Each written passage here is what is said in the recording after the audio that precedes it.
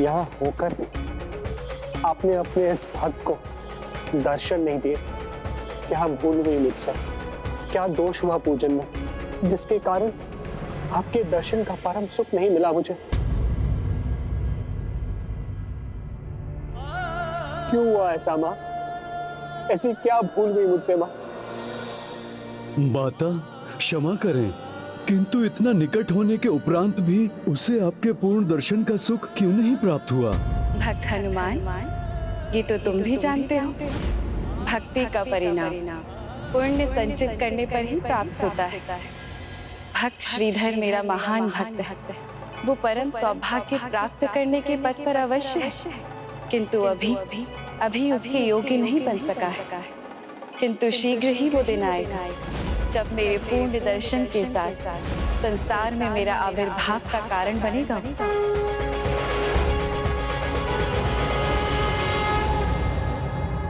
स्वामी,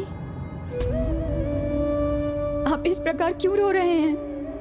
माता रानी का आभास हुआ मुझे,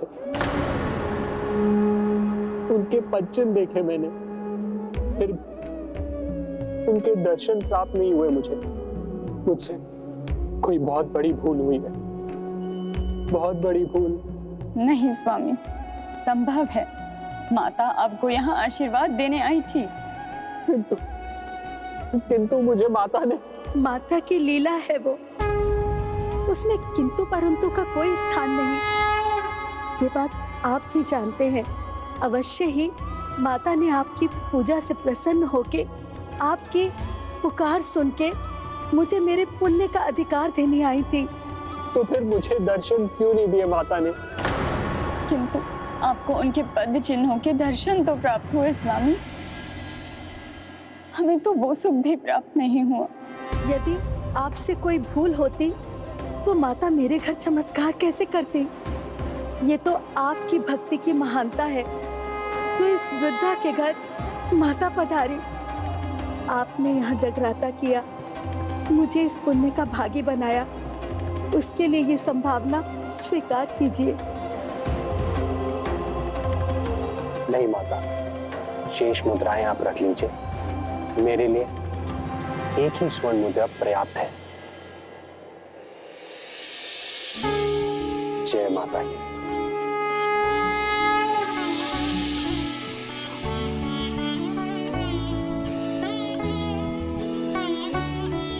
जय माता की। जय माता दी।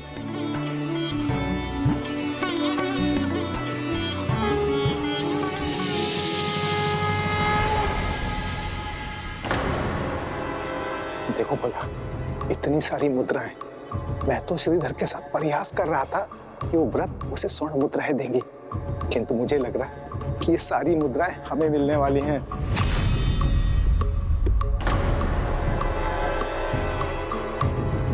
ये आपके लिए है। हाँ हाँ, सहयोगी हो तो कांसा मुद्रा ही मिलेगी। जो मिल रहा है प्रसन्नता पूर्वक स्वीकार करो, हैं? जी पंडित।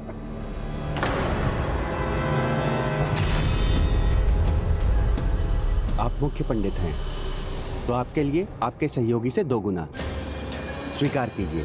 बस 2 कांसा मुद्राएं। नयन सुख, दुख हो रहा है मेरे नयनों को इस बड़े सेठ की बड़ी कंजूसी देखकर। आप बड़े पंडित हैं, बड़ी पूजा कराते हैं, आपको धन देकर आपका अपमान नहीं कर सकता। ये सब तो आपको साधारण सा लगता होगा, फिर भी आप स्वीकार कीजिए। चिंता मत करिए सेठ जी, नगर के मुख्य पंडित होने के नाते सभी सेठ इनसे पूजा कराते हैं। दान दक्षिणा का लोभ नहीं है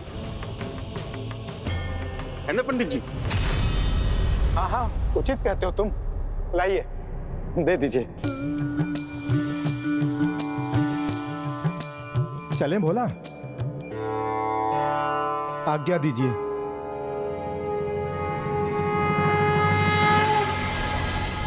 गणेश जी, नयन सुख और श्रीधर दोनों माता के जगराता पूजा करते थे, परंतु दोनों में अंतर क्या था? भक्ति में लालच का कोई स्थान नहीं होता। नयन सुख भक्ति नहीं, केवल संभावना की लालच में भक्ति करते थे, और वहीं श्रीधर जैसे भक्त केवल अपने आराध्य के आशीर्वाद के लिए।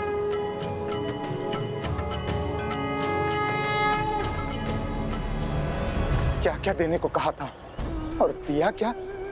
कुछ भी नहीं। बड़ा सेठ बनता है, कंजूस कहीं का। फिर कभी न्योता लेकर के आएगा तो सुनूंगा भी नहीं।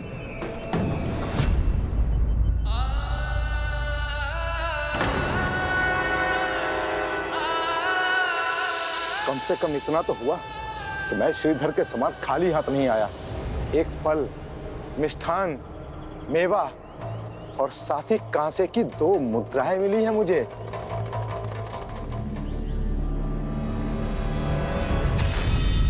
कुछ नहीं से कुछ सही है ना?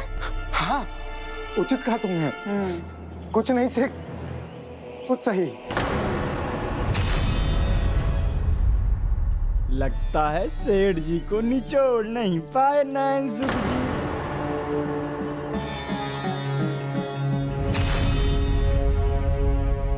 और आज इनका झोला इनकी बुद्धि से भी हल्का है। हल्का तो वो यजमान और उसका हृदय निकला भाग्यवान। बहुत कंजूस है। किंतु श्रीधर को देखो, उसे तो कुछ भी नहीं मिला होगा। देखो कैसी घोर निराशा लिखी है उसके मुख पर। कुछ नहीं मिला इसे। प्रणाम। कृपया मंदिर निर्माण हेतु चंदा दीजिए। जी अवश्य देता हूँ। और अधिक चंदा चाहिए तो श्रीधर जी से मांगो। आज मेरे पास कुछ नहीं है, पर आज पाठ में जो भी संभावना मुझे मिलेगी वो कल मैं आपको अवश्य दे दूंगा। अरे सुनो भाई, इधर आइए इधर। अरे चंदा चाहिए ना आपको, इधर आइए। जब जब मेरे पिताजी अति उत्साहित होकर कुछ करने चलते हैं तो अपना अपमान कराकर ही मानते हैं। ये रहा श्रीधर भाई, माता का जगराता करा करके आए हैं।